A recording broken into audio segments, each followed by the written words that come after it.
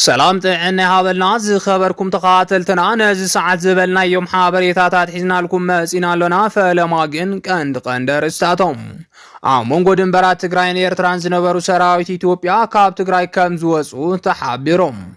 ኣብ አዲስ አበባ ዝርከብ ኤምባሲ አሜሪካን ዜጋታቱ ኣብ ዘጠንቅቀሉ ዘሎ ኣብ ዝሕጂ ሰዓት ናይ ውግእ ኣየራት ኣብታ ከተማ ክበራ ተራእየን ልዕሊ 400 ዘበናውያን ኦራላት ውግእ ብጅቡቲ ገይረን ናብ ዓፋር ክልል ኣትዋ ምህላወን ተሓቢሮም ምኽፋድ ዶብ ዛላምበሳን ንግዳዊ ምንቅስቃስን ብዝምልከት ትኩስ ሓበሬታ ተቃሊሖም እዚኦምን ካልኦትን ኣለውና ሕጂ ድማ ናብ ዝርዝሮም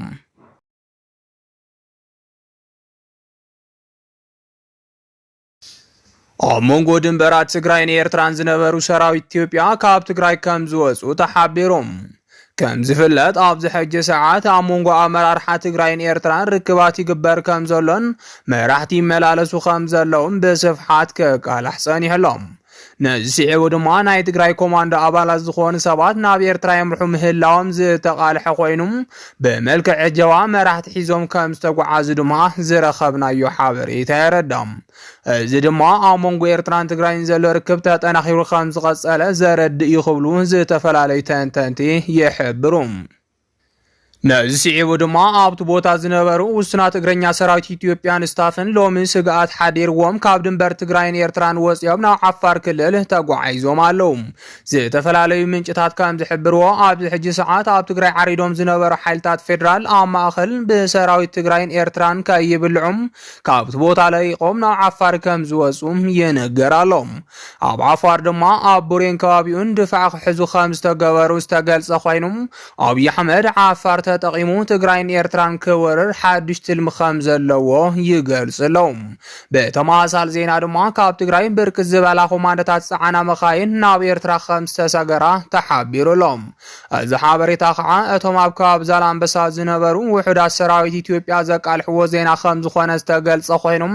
ከም በዓል መንጀርኖ ዝበላ ኣመራርሓ ሕወሓት ዓጅቦም ንኤርትራ ዝኸዱ ኮማንዶ ሰራዊት ኢትዮጵያ ክኾኑ ከም ዝኽእሉ ድማ እቶም ኣባላት ሰራዊት ናብ ኣብይ ጸብጻብ يحلفهم علوم እዞም ካብ ትግራይ ወጽዮም ኣብ ዓፋር ሰመራ ገምጋም ከም ዘካየዱ ዝተነገረሎም ኣመራርሓ ሰራዊት ኢትዮጵያ ትግራይን ኤርትራን ክቆጻጸርዎ ኣብ ዘይኽእሉ ጽምዶ ከም ዝኣተዋ ምግላጾም ምንጭታት ሓቢሮም ስለዚ ድማ ኣብ ድንበራት ትግራይን ኤርትራን ምቕማጥ ስጋት ከም ዘለዎም ዝገለጹ ዞም ኣባላት ሰራዊት ኢትዮጵያ ንሻዕብያ ንምዋእን ወፍሪ ዓሰብ ንምሓዝን ምጥንኻርን ዓፋር ክልል ኣትዮም ኣለዉ ምስተብኡ ዘሎ ኣሽሓት ሰራዊት ኢትዮጵያ ከም ዝተሓወሱ ድማ ዝወጽ ዘለው ዜናታት يحبرهم عبد الحج ساعات عبد تግራይ ዘሎ ነባራው ኩነታት ሲዒቡ ድማ ንኣብይ ይኹን ሰራዊት ኢትዮጵያ ድቃዝ ዝኸለ ጉዳይ ከም ዝኾነ በስፍሓት እንዳተቃለሐ ይርከብ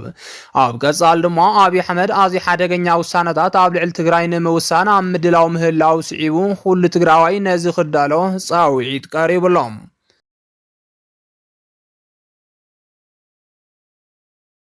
አዲስ አበባ ዝርከብ ኤምባሲ አሜሪካን ዜጋቱ ኣብ ዘጠንቅቀሉ ዘሎ ኣብ ዝሕጂ ሰዓት ናይ ውግእ ኣየራት ኣብታ ከተማ ክበራ ተራእየን ከም ዝፍለጥ መንግስት ኣሜሪካ ኣብ ዝሕጂ ሰዓት ኣብ አዲስ አበባ ዝነበሩ ዜጋታቱም ናብ እኩብ ቦታ ከይኸዱ ብበዝሒ ከይንቀሳቀሱ ብሓፈሻ ቁጥባት ክኾኑ መጠንቀቕታ መውጽኦ ክሕበር ጸኒሖም እዚ ድማ ኣብታ ከተማ ሓድሽ ክስተት ኣሎ ተባሂሉ ንኽውረ ምኽንያት ከም ዝኾነ ብስፍሓት ክውረቐን ኢሎም ሎሚ ድማ አዲስ አበባ ብኦነግ ሸኔ ተኸይባላ ዝብል ሰፊሕ ፕሮፓጋንዳ ኣብታ ሃገር ይስማዕ ከም ዘሎ እንዳተገለጸ ይርከብ እዚ ዜና ብስፍሓት ይቃልሐሉ ኣብ ዘለወሉ ኣብ ዝሕጂ ሰዓት ድማ ኣብታ ከተማ ኣየራት በረራ ክገብራ ከም ዝተረኣያ ዝወጽ ዘለው ዜናታት ይሕብሮም ኣብ ሰማይ አዲስ አበባ ክልተ ናይ ውግእ ኣየራት ዝኾና ጀት ከም ዝተረኣያ ሎሚ ብሰፊሕ ይቃልሐሎም ኣብ አዲስ አበባ ከተማ ካብ ካሊእ ግዜን ላዕሊ ናይ ውግእ ኣውሮፕላናት ኣብ ቀረባ ርሕቀት ኮይነን በረራ ከም ዘካየዳ ድማ ናይ ወጻኢ ሚድያታት ከይተረፋ ኣቃሊሐን ኣለዋ እዚ ዘካየድኦ በረራ ድማ ናይ ለይቲ ሰዓት 6 ኮይኑ ንህዝቢ ተኻቢ ከም ዘደንገጸ ንምፍላጥ ተኻኢሎም እዘን ነበርቲ ኣጨኒቐን ሓዲረን ዝተባሃለ ኣውሮፕላናት ውግእ ከዓ ብለይቲ ዝገበርኦ ምንቅስቓስ ዘደንግጽ ምንባሩን ካብ አዲስ አበባ ዝረኸብናዮ ሓበሬታ የረድም ብፍላይ ሎሚ ኢትዮጵያን ብርክት ዝበላ ጸላእት ሃገራት ከም ዘለዋ ኣብ ዝንገረሉ ዘሎ ሰዓት እተን ቁምብላ ዝድርብያ ኣየራት ኣብ ሰማይ አዲስ አበባ ከም ዝተረኣያ ምግላጽ ሲዒቡ ድንጋጸ ፈጢሩሎም ቀደም ከበል ናይ ኣሜሪካ ኤምባሲ ዘቃልሖ ዜና ስዒቡ ድማ ንብዙሓት ኣደንጊጾም። በዚ መሰረት እውን ህዝቢ ተኻቢ ወይ ካብ ሻዕብያ ወይ ካብ ግብጽ ዝተለኣኻ ክኾና ይኽእል እየን ካብ ዝብል ፍርሒ ዝተልዓለ ኣብ ዓብዪ ምድንጋጽ ይርከብ። ዳይሬክተር ርክብ ህዝቢ መከላኸሊ ሚኒስትር ኢትዮጵያ ዝኾነ ኮሎኔል ደግነት ከም ዝሓበሮ ድማ እቲ ዝነበረ በረራ ብምእማን ልምምድ ምንባሩ ዋላ እኳ እንተገለጸም ህዝቢ እታ ከተማ ግን ከኣምን ፈቃደኛ ከም ዘይኮነ ገሊጹ ኣሎም። እቲ ነዚ ስዒቡ ድማ ንመላእ ነባርታ ከተማ ድቃስ ከም ዝኸልአ እንዳተጸብጸበ ይርከብ። እቲ ዳይሬክተር ዝሃቦ መልሲ ከም ዘመላኽቶ ከዓ ኣብ ልዕሊ ህዝቢ ኣዲስ ኣበባ ናይ ውግእ ጀት ልምምድ የካይዳ ነይረ ምባሉ ስዒቡ ንብዙሓት ኣገሪሙ ይርከብ። እቲ ሓበሬታ ዘገረመሉ ምክንያት ድማ ብዙሕ ወተሃደራዊ ልምምድ ክስርሐሉ ዝኽእል ቦታ እንዳሃለወ ኣብ ሰማይ ኣዲስ ኣበባ ልምምድ ምክያዱ ነገራት ግልጽ ከም ዘይኮነ እዩን ዘረድእ ክብሉ ብዙሓት ወገናት ኣብ ምግላጽ ይርከቡ። በዚ መሰረት እውን መንግስቲ ህዝቢ ከይደናገጽ ብዝብል ምክንያት ነቲ ሓቅነት ሓበሬታ ሓቢእዎ ክኸውን ይኽእል እምበር እተን ናይ ውግእ ኣውሮፕላናት ድንበር ኢትዮጵያ ጥሒሰን ዝኣተዋ ናይ ካልኦት ሃገራት ክኾና ከም ዝኽእላ ተሓቢሩሎም።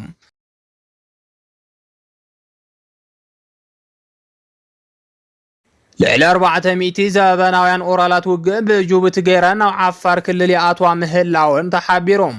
ኣብዚ ሕጂ ሰዓት ኣብ ዓፋር ክልል ምልመላ ፍሉይ ሓይሊ ይካየድ ምህላው ተገሊጹሎም። ኣብ ኩናት ትግራይ ናይ ምድሪ ድሮናት እንዳተባሃሉ ክሳተፉ ዝተገበሩ ፍሉይ ሓይሊ ክልል ዓፋር ሎሚ ድማ ዓሰብ ንምምላስ ብዝብል ወተሃደራዊ ምልመላታት ይካየደሎ ምህላው ተሓቢሮም። ከም ዝፍለጥ ኣብ ዝሓለፉ ዓመታት ዝነበሩ ኩናት ብርክት ዝበሉ ናይ ዓፋር ሚሊሻን ፍሉይ ሓይልን መስዋዕቲ ከፊሎም ናይ ዝዋና ምክንያት ድማ ብሰንኪ ደገፍ ተላእኽቲ ብልጽግና ዝኾኑ ኣመራርሓ እቲ ክልል ምዃኑ ይፍለጥ። ፍሉይ ሓይሊ ዓፋር ኣብ ዓፋር ዝተኻየደ ውግኣት ሙሉእ ብምሉእ ንሶም ክከላኸሉ ብምግባር ኣብቲ ውግእ ኣሽሓት መስዋዕቲ ከፊሎም እዮም። ሎሚ እውን እንተኾነ ናብ ዓድኹም ባሕሪ ከነምፀልኩም ኢና ብምባል ብርክት ዝበሉ መናእሰይ እታ ክልል ናብ ፍሉይ ሓይሊ እታ ክልል ይጽንበሩ ምህላዎም ተሓቢሩሎም። እዚ ምልሙሉእ ኣካላት ድማ ናብ ዓፋር ክልል ብምጓዓዝ ምልመላ የካይዱ ምህላዎም እንዳተገለጸ ይርከብ። ከም ዝፍለጥ ፌደራል መንግስቲ ሜካናይዝድ ሓይሉ ናብ ዓፋር የጸግዕ ምህላው ክሕበር ጸኒሑ። ሎሚ ዝወጽእ ዘለዉ ዜናታት ከም ዘመላኽትዎ ድማ ልዕሊ 400 ዘበናውያን ኦራላት ውግእ ብጅቡቲ ገይረን ናብ ዓፋር ክልል ይኣትዋ ምህላውን ተሓቢሩሎም። እዘን ሓደሽቲ ብኣብዪ ኣሕመድ ዝተገዛእ ኦራላት ከዓ ኣብ ዓፋር ክልል ይኽዘና ምህላውንን ኣካል እቲ ምድላው ውግእ ኣብዪ ኣሕመድ ምዃነንን ተገሊጹ እዮም። ብኻልእ ዜና ድማ ቅድሚ ሕዚ ካብ ዓፋር ናብ ኤርትራ ከም ዝተጓዓዘ ተገሊጹ ዝነበረ ኣዛዚ ፍሉይ ሓይሊ እታ ክልል ሎሚ ኣብ ኤርትራ ከም ዝተረኣየ ተሓቢሮም። እቲ ኣዛዚ ፍሉይ ሓይሊ ንፌደራል መንግስቲ ተቃዊሙ ምስ ኤርትራ ከም ዝተራኸበ ክሕበር ድሕሪ ምጽንሑም ሎሚ ምስ ሰራዊት ኤርትራ ከም ዝተረኣየ ብምስሊ ዝተዘርግሐ ሓበሬታ የመላኽት። ነዚ ስዒቡ ድማ ዝተፈላለዩ ወተሃደራዊ መሰልጠንታት እታ ሃገር ከም ዝጎብነየ ተገሊጹሎም። ካብዚ ዝተበገሰ ድማ ብርክት ዝበሉ ኣባላት ፍሉይ ሓይሊ ዓፋር ይስዕብዎ ከም ዘለውን ነዚ ንምክልኻል ድማ ኣብዪ ባሕሪ ከነምፀልኩም ኢና ኣብ ዝብል ፕሮፓጋንዳ ተጸሚዱ ምህላውን ዘረኸብናዮ ሓበሬታ ይረድም። ምኽፋት ዶብ ዛላምበሳን ንግዳዊ ምንቅስቓስን ብዝምልከት ትኩስ ሓበሬታ ተቃሊሖም። ኣብዚ ሕጂ እዋን ኣብ መንጎ ህዝብታት ትግራይን ኤርትራን ዕርቂ ንምክያድ ናይ ሚድያ ወፍሪ እንዳተኻየደ ይርከብ።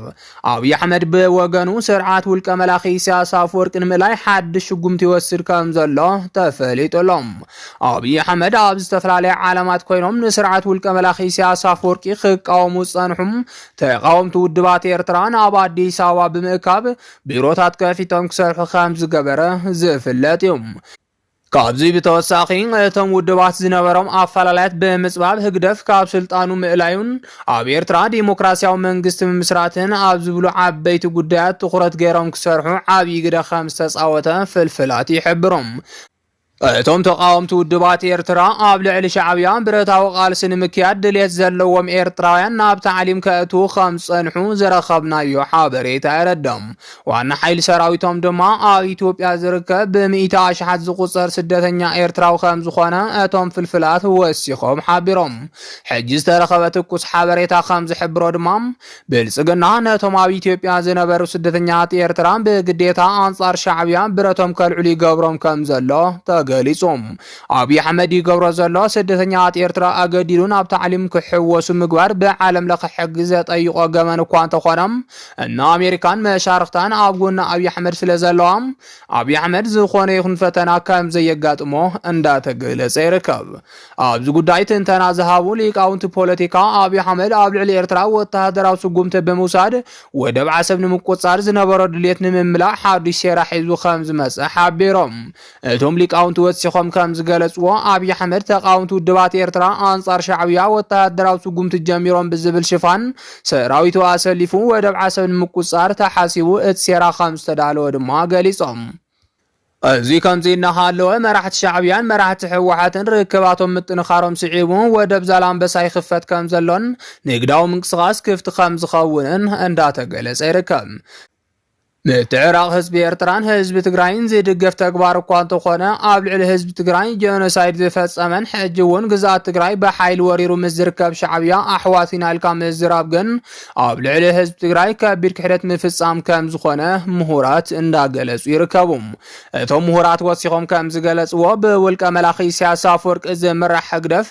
ኣብ ልዕሊ ህዝቢ ትግራይ ዘርኢ ምጽናት ብምፍጻሙ ናብ ዓለም ሕጊ ክቐርብ ኣብ ክንዲ ምስራሕ ምንም ከም ዘይተፈጠረ ምስ ሻዕብያ ፍቕሪ بفقر مقان نتستجف حزب تግራይ ክሕደት ደይኮነን ክብሉ ወሲኾም እናሓተቱ ይርከቡ።